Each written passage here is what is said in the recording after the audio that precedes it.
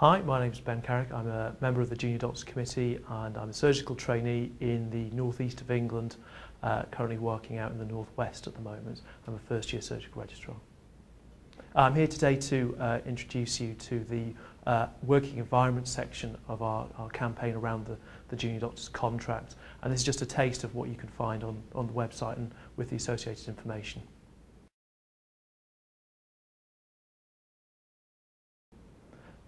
One of the things I wanted to cover was about doctors' messes. They're pretty routine in most places of work, but there are some places that don't have doctors' messes.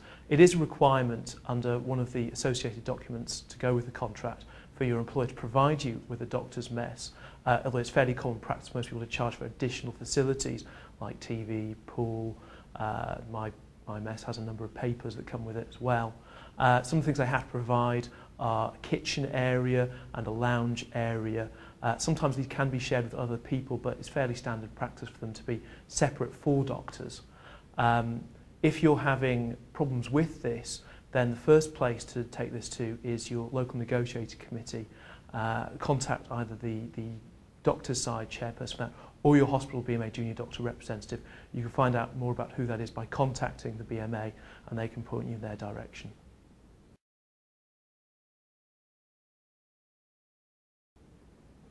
One of the other areas we wanted to cover is about on-call rooms. If you're working on an on-call rota or if you're working on a non-resident partial shift rota, your employer is obliged to provide you with an on-call room. There are various standards for these that you can find out about on the BMA website. One of the important ones, of course, is that it should be near to the hospital, safe to get to, and that it should be reasonably quiet as well. No charge should be applied for these. In addition, they should provide a minimum number of on-call rooms as set out locally, and if you have any queries about this or if the above standards aren't being applied, then you should contact again your local negotiating committee, either through the committee chair or through the local junior doctor representative. Again, information about this can be found by contacting the BMA.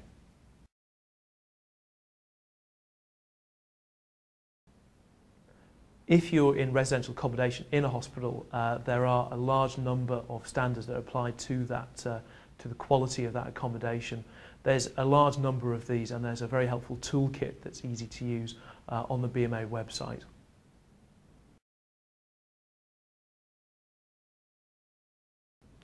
The last thing we wanted to cover was around food and catering. Hot and cold food should be available throughout the period that you're at work. That's 24 hours, 7 days a week. Bread, cereals and drinks should be available all times, and if you can't get hold of hot food during any part during this period, which you should be able to, whether it be hot food from the canteen or if it's closed microwavable meals, then there's a template letter available for you on the BMA website.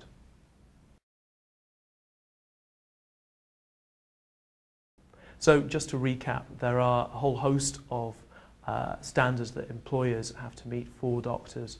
We've talked briefly in this about on-call rooms, about catering facilities and doctors' mess, as well as standards for residential accommodation. If you're having any problems with delivery of this and employers aren't meeting the standards, then if you're a BMA member, contact Ask BMA, and there's other information available on the website.